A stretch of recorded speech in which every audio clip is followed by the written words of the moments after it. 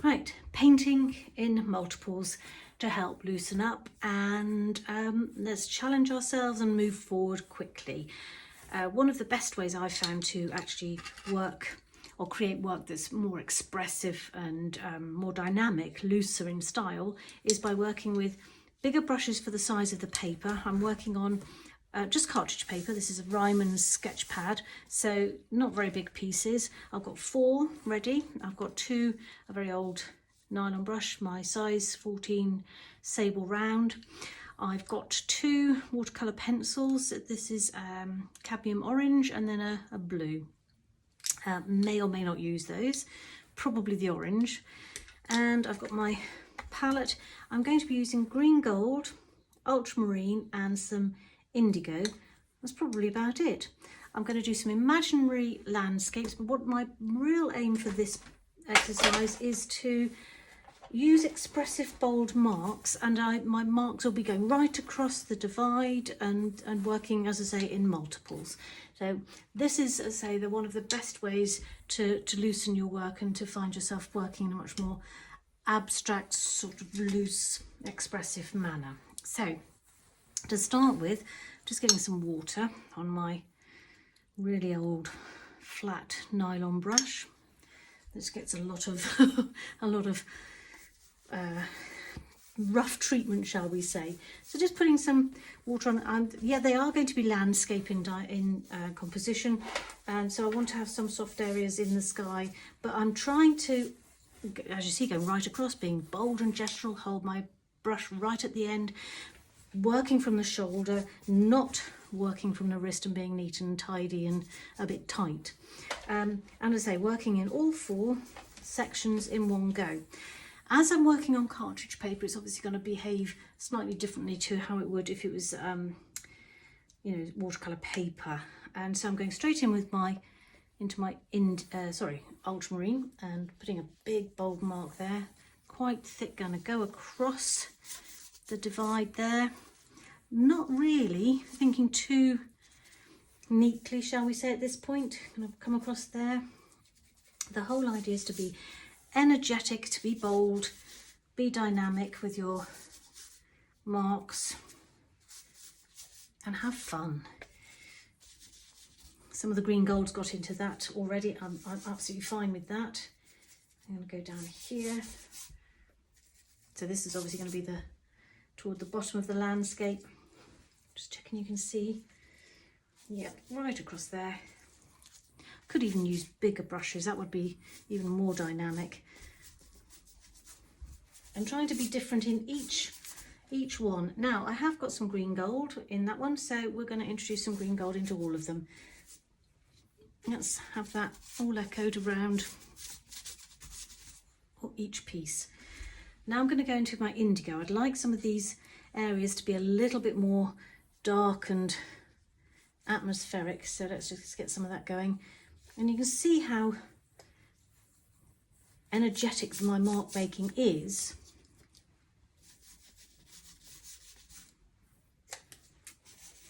If I go quiet, it's because I'm thinking. I'm just loading my brush up with really hefty indigo, really quite strong. Bring that down. And I love the fact that this brush is so old, it's almost worn out, but I love some of these marks you get there, rather glorious. Haven't got any over there, so let's add some over here.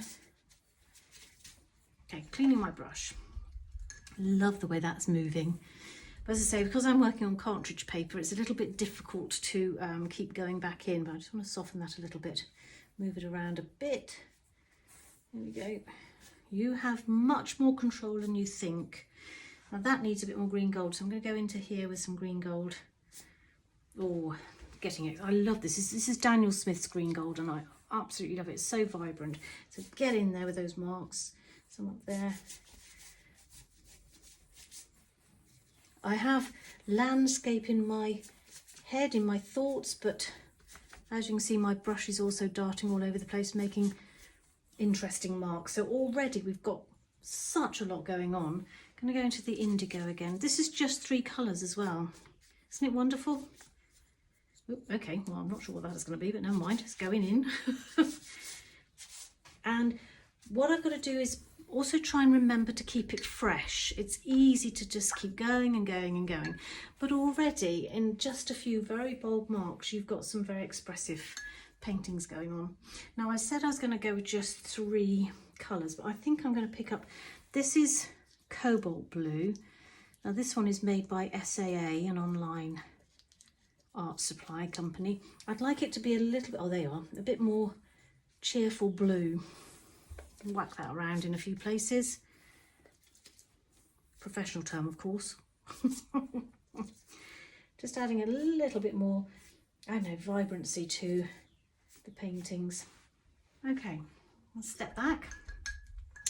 Now I've used masking tape, barring this middle section, to create these 4 sections because I know that this cartridge paper will rip as I take the sellotape off. I ran out, so that hence having a piece of sellotape down here.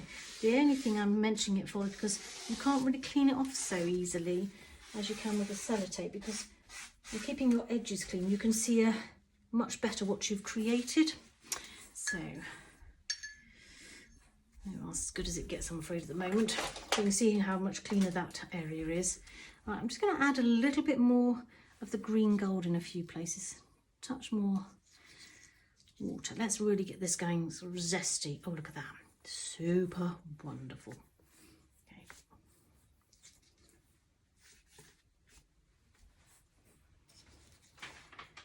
I love that that's a bit hickledy-pickledy over here. That's quite nice. Leave that as it is.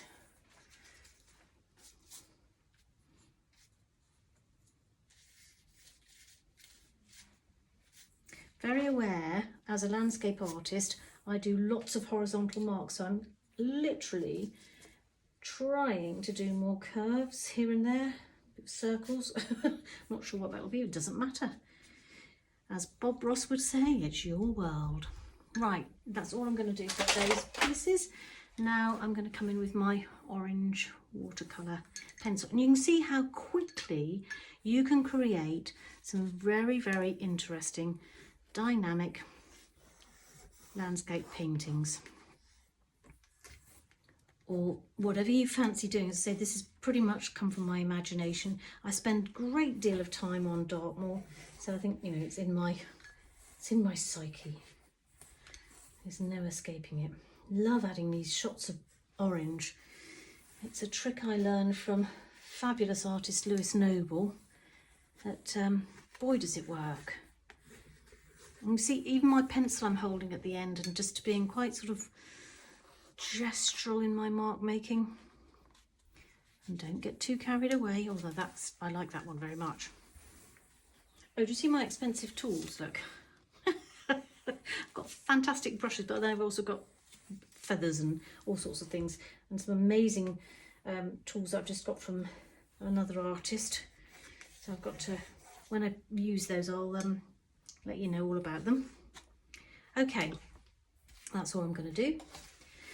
Hope you get the gist of how, to be honest with you, preparation is the key with this. So you get your paper divided, you decide which colours you're going to use, and you go for it. You have fun. Right, now this one I'm going to pull off. You can see it's probably already ripping the paper. I just pull it very gently. Isn't that a gorgeous clean edge though?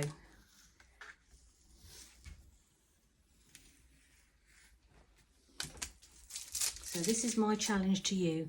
Let's start working more dynamically, more bold, and see if you can loosen up your artwork. Oh, there, it's ripped. So if you're not using cartridge paper, you'll have so much more luck than me. I just wanted to work on a really big sheet, and this is a really large sketching pad from Ryman's Stationers. You can get heavier weight paper, which would work better. Okay, we've got a jagged edge. Not to worry. It's not the point. It's not what I'm doing this for, is it? To create wonderful pieces I can sell. But having said, do you know, I love that one. It's that orange mark, or those orange marks. Fabulous. And as they're drying, you can make decisions as to whether you want to add more colour in certain places. Constantly assessing.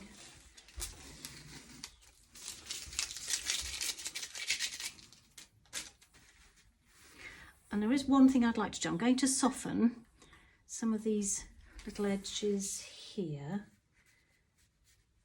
just a wee bit.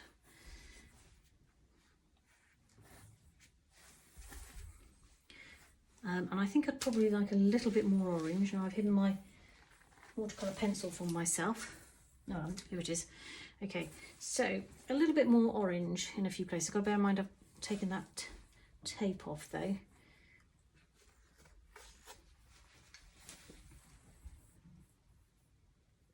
I can fill that gap. Woohoo! That was lucky. And here. Things are never ruined. Feels like it needs something here. It's all about a feel. It's interesting. Art is an interesting occupation.